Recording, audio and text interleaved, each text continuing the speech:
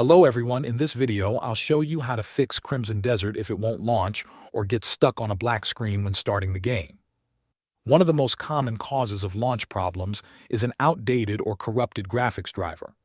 If you use an NVIDIA graphics card, open the NVIDIA app and go to the Drivers tab. Check for the latest Game Ready driver and install it. If you use an AMD graphics card, open AMD Software. Adrenaline Edition. Restart your computer and try launching the game again. Another effective solution is to verify the game files. Open your Steam library and find Crimson Desert. Right-click the game and select Properties.